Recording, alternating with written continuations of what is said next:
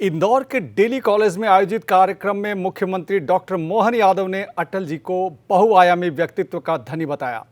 उन्होंने कहा कि वे कवि, पत्रकार, प्रचारक और कुशल वक्ता थे। आपातकाल में जेल जाना, 24 दलों की गठबंधन सरकार चलाना और पोखरण परमाणु परीक्षण जैसे साहसिक निर्णय उनके नेतृत्व की मिसाल है। मुख्यमंत्री ने कहा कि अटल जी के सिद्धांत युवाओं को सदैव प्रेरित करते रहेंगे। इस कार्यक्रम में उपराष्ट्रपति सीपी राधाकृष्णन, राज्यपाल मंगूभाई पटेल ने पूर्व प्रधानमंत्री भारत रत्न अटल बिहारी वाजपेयी को श्रद्धांजलि अर्पित की। इन नेताओं ने अटल जी के सर्वसमावेशी व्यक्तित्व, कुशल नेतृत्व और राष्ट्रीय हित को सर्वोपरि रखने वाले सिद्धांतों की भूरी भूरी प्रशंसा की। शून्य से शतक, एक शताब्दी अटल भारत की का कार्यक्रम में अटल जी की जन्म शताब्दी के उपलक्ष्य में उनकी विचारधारा को नई पीढ़ी तक पहुंचाने का प्रयास था।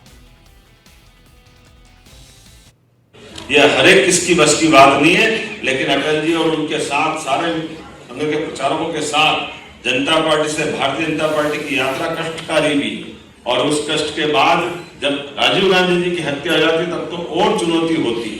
केवल 2 सांसद हमारे बचते, लेकिन चाहे 2 सांसद हो चाहे 100 सांसद हो, अटल जी रहे, हमें इस बात का आनंद है। अटल जी का युग और बदलते दौर में इतने दलों के साथ, 24 दलों के साथ सरकार बना ले, वो सरकार चलाए, और सरकार चलाने में भी क्या पवित्रता है। एक वोट से भी अगर सरकार के बहुमत के मसले में फैसला हो जाए तो ऐसा लगे जैसे कुछ हुआ ही नहीं। मुझे मालूम है कई सारे विरोध के पक्ष के नेताओं ने भी कहा, जिसमें चंद्रशेखर भी एक थे, कि कहीं ये एहसास तो करा देते कि ये ऐसा हो रहा तो हम मदद कर देते। लेकिन अटल जी के शब्दों में एहसास होगा कि अगर इस पाप के तरीके से बनाई गई सरकार को तो टीपीए से भी पकड़ना पसंद नहीं करेंगे। इतना पवित्रता का मन का भाव कि सरकार जाए तो चली जाए। सरकार के मामले में जो अपना उनका तरीका है, वो 24 दलों के अभी कभी कल्पना करते हैं कि ममता जी को तो आज भी कंट्रोल करना मुश्किल है, अटल जी ने सरकार कैसे चले हुई तो आज तो बंगाल का जो धमाल चलता रहता ममता का, वाकई कमाल है। क्या ममता, क्या जयललिता, पता नहीं अटल जी कैसे इनको पूरा पाड़ते होंगे, कमाल ही कर देते, कैसे काम चलता हो।